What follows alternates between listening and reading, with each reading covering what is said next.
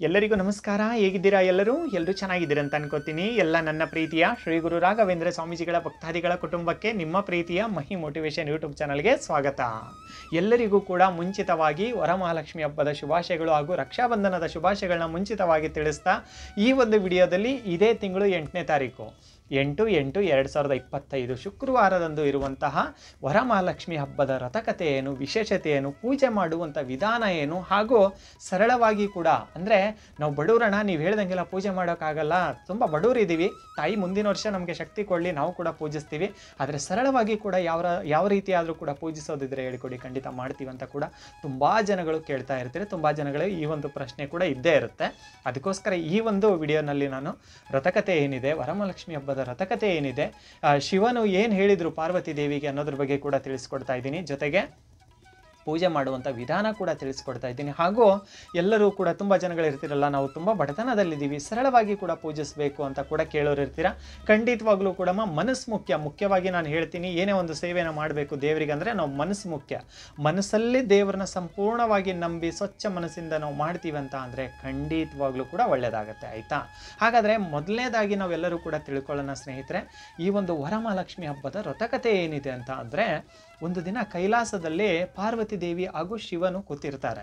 ಅಂದರೆ ಪರಮೇಶ್ವರನು ಹಾಗೂ ಪಾರ್ವತಿ ದೇವಿಯು ಕೂತಿರ್ಬೇಕಾದ್ರೆ ಪಾರ್ವತಿ ದೇವಿ ಈಶ್ವರ ದೇವರಿಗೆ ಕೇಳ್ತಾರಂತೆ, ಓ ದೇವ, ಸ್ತ್ರೀಯರಿಗೆ ಎಲ್ಲ ಅವರ ಆಸೆ ಆಕಾಂಕ್ಷೆಗಳನ್ನ ಈಡೇರಿಸಿ ಕೊಡುವಂತಹ, ಕೆಲವರಿಗೆ ಮಕ್ಕಳಾಗಿರಲ್ಲ, ಮಕ್ಕಳನ್ನು ಪ್ರಸಾದಿಸುವಂತಹ ಯಾವುದಾದ್ರೂ ಒಂದು ವ್ರತ ಇದ್ದರೆ ಹೇಳಿಕೊಡಿ ಅಂತ ಕೇಳಿದಾಗ ಈಶ್ವರ ದೇವರು ನಗ್ನಗ್ತಾ ಹೇಳ್ತಾರಂತೆ, ಓ ಉಮಾದೇವಿ, ಖಂಡಿತ ಇದೆ, ಒಂದು ವಿಶೇಷವಾದಂಥ ವ್ರತನೇ ಇದೆ. ಆ ಒಂದು ವ್ರತವನ್ನು ಶ್ರಾವಣ ಮಾಸದ 2ನೇ ಶುಕ್ರವಾರ ಅಥವಾ ಶ್ರಾವಣ ಮಾಸದಲ್ಲಿ ಬರುವಂಥ ಹುಣ್ಣಿಮೆಯ ಹಿಂದಿನ ಶುಕ್ರವಾರದಂದು ಆಚರಿಸಬೇಕಾಗತ್ತೆ.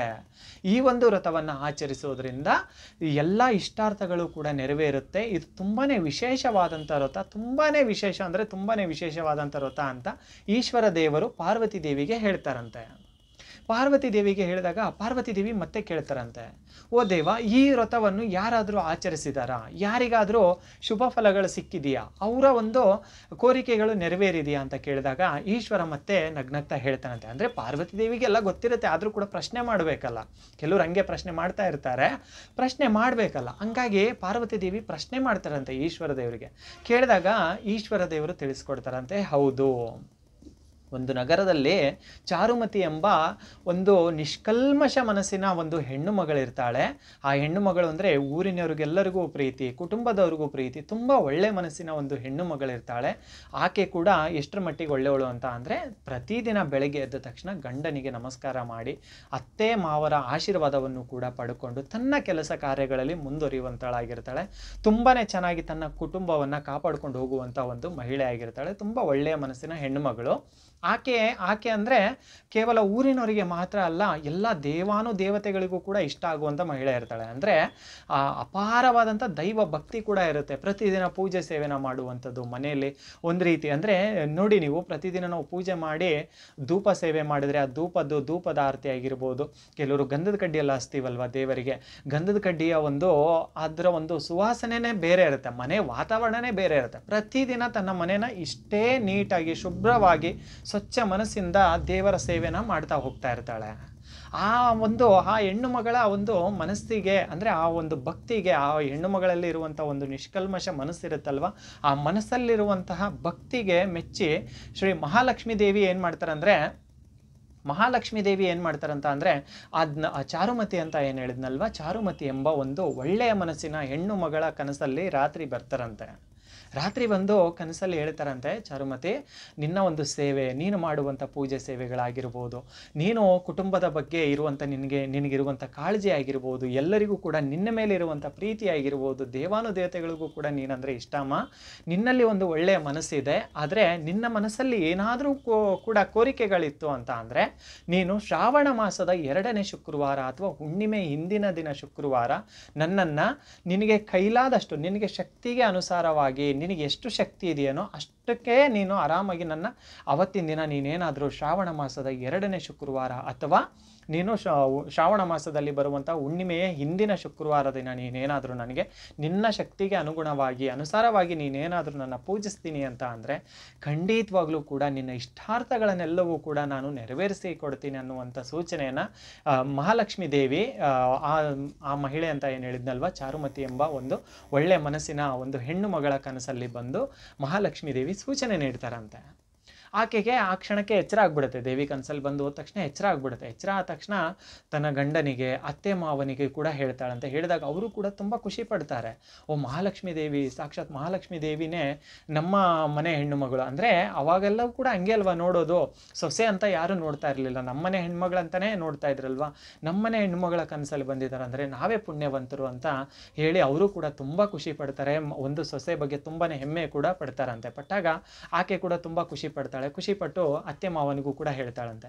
ಊರಿನವ್ರಿಗೂ ಕೂಡ ಹೇಳೋಣ, ನನಗೊಬ್ಬಳಿಗೆ ಒಳ್ಳೇದಾಗೋದಲ್ಲ, ಊರಿನವ್ರಿಗೂ ಕೂಡ ಹೇಳೋಣ, ಕುಟುಂಬದವ್ರಿಗೂ ಕೂಡ ಹೇಳೋಣ, ಎಲ್ಲರೂ ಕೂಡ ಮಾಡಲಿ. ವರಮಹಾಲಕ್ಷ್ಮಿ ಒಂದು ವ್ರತ ಸೇವೆಯನ್ನು ಮಾಡೋದ್ರಿಂದ ಖಂಡಿತ ಎಲ್ಲರಿಗೂ ಕೂಡ ಒಳ್ಳೆಯದಾಗುತ್ತೆ ಅಂತ ಸಾಕ್ಷಾತ್ ಲಕ್ಷ್ಮೀ ದೇವಿನೇ ಸೂಚನೆ ಕೊಟ್ಟಿರಬೇಕಾದ್ರೆ ನಾವೆಲ್ಲರೂ ಕೂಡ ಮಾಡೋಣ ಅಂತ ಆ ಒಂದು ಹೆಣ್ಣುಮಗಳು ಅಂತ ಏನು ಹೇಳಿದ್ನಲ್ವ, ಚಾರುಮತಿ ಎಂಬ ಹೆಣ್ಣುಮಗಳು ಎಲ್ಲರಿಗೂ ಕೂಡ ಹೇಳ್ತಾಳಂತೆ. ಹೇಳಿದಾಗ ಎಲ್ಲರೂ ಕೂಡ ಖುಷಿ ಪಡ್ತಾರೆ.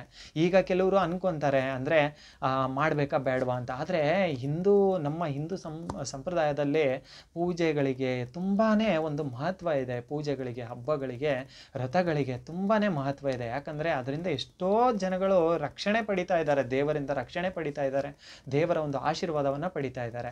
ಅದೇ ರೀತಿ ಆ ಹೆಣ್ಣು ಮಗಳು ಮತ್ತು ಊರಿನವರು, ಅವರ ಕುಟುಂಬದವರು ಎಲ್ಲರೂ ಕೂಡ ಆ ವರಮಹಾಲಕ್ಷ್ಮಿ ವ್ರತವನ್ನು ಮಾಡ್ತಾರಂತೆ. ಮಾಡಿ ಅವ್ರ ಇಷ್ಟಾರ್ಥಗಳನ್ನೆಲ್ಲವೂ ಕೂಡ ನೆರವೇರಿಸ್ಕೋತಾರಂತೆ. ಜೊತೆಗೆ ಅವರೆಲ್ಲರೂ ಕೂಡ ಖುಷಿ ಪಡ್ತಾರಂತೆ. ಚಾರುಮತಿಯಿಂದ ನಮಗೂ ಕೂಡ ಒಳ್ಳೆಯದಾಯಿತು, ನಮ್ಮ ಮನೆಯಲ್ಲೂ ಕೂಡ ಎಲ್ಲ ರೀತಿಯ ಕಷ್ಟಗಳು ಕೂಡ ತುಂಬಾ ಅಂದರೆ ಅವರ ಕೋರಿಕೆಗಳೆಲ್ಲವೂ ಕೂಡ ಮಹಾಲಕ್ಷ್ಮೀ ದೇವಿ ನೆರವೇರಿಸಿ ಕೊಡ್ತಾರೆ ಅನ್ನುವಂಥ ಒಂದು ಸತ್ಯವಾದ ನಂಬಿಕೆ ಇದೆ ಸ್ನೇಹಿತರೆ. ಈ ಒಂದು ವ್ರತಕತೆ ವರಮಹಾಲಕ್ಷ್ಮಿ ಹಬ್ಬದ್ದು. ಜೊತೆಗೆ ಪೂಜೆ ಮಾಡುವಂಥ ವಿಧಾನ ಏನು ಅನ್ನೋದ್ರ ಬಗ್ಗೆ ತಿಳ್ಕೊಳ್ಳೋಣ. ಜೊತೆಗೆ ಸರಳವಾಗಿ ಕೂಡ ನಾವು ಹೆಂಗೆ ಪೂಜಿಸ್ಬೇಕು ಅನ್ನೋದ್ರ ಬಗ್ಗೆ ಕೂಡ ಈಗ ತಿಳ್ಕೊಳ್ಳೋಣ, ಸರಿನಾ? ವರಮಹಾಲಕ್ಷ್ಮಿ ಪೂಜೆ ಮಾಡುವ ವಿಧಾನ. ವರಮಹಾಲಕ್ಷ್ಮಿ ಪೂಜೆ ದಿನ ನೀವು ಬೆಳಗ್ಗೆ ಬೇಗ ಎದ್ದು ಸ್ನೇಹಿತರೆ ಸ್ನಾನ ಮಾಡಿಕೊಂಡು ಉಪವಾಸವು ಸೂರ್ಯೋದಯದಿಂದ ಪ್ರಾರಂಭವಾಗುತ್ತದೆ ಹಾಗೂ ಸೂರ್ಯಾಸ್ತದವರೆಗೂ ಅಥವಾ ಪೂಜೆ ಮುಗಿಯುವವರೆಗೂ ಕೂಡ ಮುಂದುವರಿಯುತ್ತದೆ. ಗಂಜಲದಿಂದ ಅಥವಾ ಶುದ್ಧವಾದ ನೀರಿನಿಂದ ಸ್ಥಳವನ್ನು ಶುದ್ಧೀಕರಿಸಿ. ಅಂದರೆ ನೀವು ಯಾವ ಸ್ಥಳದಲ್ಲಿ ದೇವಿಯನ್ನು ಪೂಜೆ ಸೇವೆಯನ್ನು ಮಾಡ್ತಿರಲ್ಲ, ದೇವಿಗೆ ಆ ಜಾಗವನ್ನು ನೀವು ಶುದ್ಧವಾದ ನೀರಿನಲ್ಲಿ ಅಥವಾ ಗಂಜಲದಿಂದ ಶುದ್ಧೀಕರಿಸಿ. ಮರದ ಮಣೆ ಅಥವಾ ಪೀಠದ ಮೇಲೆ ನೀರಿನಲ್ಲಿ ಬೆರೆಸಿದ ಅರಿಶಿಣವನ್ನು ಹಚ್ಚಿ ಮತ್ತು ನಂತರ ಅಕ್ಕಿ ಪುಡಿಯಿಂದ ರಂಗೋಲಿಯನ್ನು ಹಾಕಿ. ನಂತರ ಪೀಠದ ಮಧ್ಯದಲ್ಲಿ ಸ್ವಲ್ಪ ಅಕ್ಷತೆಯನ್ನು ಹಾಕಿ ಮತ್ತು ಅದರ ಮೇಲೆ ಲೋಹದ ತಟ್ಟೆಯನ್ನು ಇರಿಸಿ. ತಟ್ಟೆಯಲ್ಲಿ ಹಸಿ ಅಕ್ಕಿಯನ್ನು ಸಮವಾಗಿ ಹರಡಿ. ಅರಿಶಿಣ ಮತ್ತು ಕುಂಕುಮವನ್ನು ಕಲಶದ ಮೇಲೆ ಹಚ್ಚಿ ಮತ್ತು ತಟ್ಟೆಯ ಮಧ್ಯದಲ್ಲಿ ಇರಿಸಿ. ಕಲಶಕ್ಕೆ ನೀರು ಹಾಕಿ ಸ್ವಲ್ಪ ಅಕ್ಷತೆ ಕೂಡ ಹಾಕಿ. ಕಲಶದ ಮೇಲೆ ಇಡೀ ತೆಂಗಿನಕಾಯಿಯನ್ನು ಇರಿಸಿ. ತೆಂಗಿನಕಾಯಿಯ ಮೇಲೆ ಲಕ್ಷ್ಮೀದೇವಿಯ ಮುಖವನ್ನು ಹಾಕಿ. ಕಲಶಕ್ಕೆ ಸೀರೆಯನ್ನು ಉಡಿಸಿ ಆಭರಣಗಳನ್ನು ತೊಡಿಸಿ. ಹೂವಿನ ಹಾರವನ್ನು ಹಾಕಿ. ಕನ್ನಡಿಯನ್ನು ದೇವಿಯ ಹಿಂದೆ ಇರಿಸಿ. ನಂತರ ಎಣ್ಣೆಯ ದೀಪವನ್ನು ಬೆಳಗಿಸಿ ಹಳದಿ ಬಣ್ಣದ ದಾರವನ್ನು ಲಕ್ಷ್ಮೀದೇವಿಯ ಮುಂದೆ ಇಡಿ.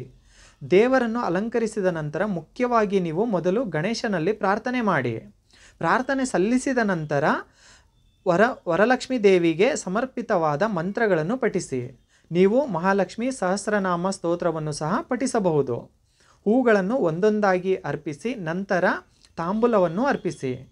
ನಂತರ ದೇವಿಗೆ ನೈವೇದ್ಯವನ್ನು ಅರ್ಪಿಸಿ. ನಂತರ ದೇವಿಗೆ ಆರತಿ ಮಾಡಿ ನಿಮ್ಮ ಬಲ ಮಣಿಕಟ್ಟಿನ ಸುತ್ತಲೂ ಪವಿತ್ರವಾದ ದಾರವನ್ನು ಕಟ್ಟುವ ಮೂಲಕ ಪೂಜೆಯನ್ನು ಮುಕ್ತಾಯಗೊಳಿಸಿ. ಸ್ನೇಹಿತರೆ, ವರಮಹಾಲಕ್ಷ್ಮಿ ಪೂಜೆಯನ್ನು ಈ ಮೇಲಿನ ವಿಧಾನಗಳಂತೆ ಮಾಡುವುದರಿಂದ ಲಕ್ಷ್ಮೀ ದೇವಿಯ ಪೂರ್ಣ ಫಲವು ಪ್ರಾಪ್ತವಾಗುತ್ತೆ ಅನ್ನುವಂಥ ಒಂದು ನಂಬಿಕೆ ಇದೆ. ಇದೆಲ್ಲವೂ ಕೂಡ ನೀವು ಅಂದರೆ ನಾವು ಮಾಡ್ತೀವಪ್ಪ ಪೂಜೆ ಸೇವೆ, ನಮಗೆ ಶಕ್ತಿ ಇದೆ ಅನ್ನುವಂಥವ್ರು ಈ ರೀತಿ ಮಾಡಿ, ತುಂಬ ಒಳ್ಳೆಯದು. ಇಲ್ಲಪ್ಪ ನಮಗೆ ತುಂಬ ಬಡವರಿದ್ದೀವಣ್ಣ, ನಾವು ಯಾವ ರೀತಿ ಮಾಡ್ಬೋದು ಅಂತ ಅಂದರೆ ಚಿಂತೆ ಬೇಡಮ್ಮ. ನೀವು ಬೆಳಗ್ಗೆ ಬೇಗ ಎದ್ದು ಸೂರ್ಯೋದಯಕ್ಕಿಂತ ಮುಂಚೆ ಬೇಗ ಎದ್ದುಬಿಟ್ಟು ನೀವು ಮನೆಯಲ್ಲೆಲ್ಲ ಗಂಜಲ ಹಾಕಿ ಮನೆಯೆಲ್ಲ ಒರೆಸ್ಕೊಂಬಿಡಿ. ನಿಮ್ಮ ಮನೆಯಲ್ಲಿ ಲಕ್ಷ್ಮೀ ದೇವಿಯ ಒಂದು ಫೋಟೋ ಇತ್ತು ಅಂದರೆ ಲಕ್ಷ್ಮೀ ದೇವಿ, ಸರಸ್ವತಿ ದೇವಿ, ಗಣೇಶ ದೇವರು ಇರುವಂಥ ಫೋಟೋ ಕೂಡ ಇರುತ್ತೆ.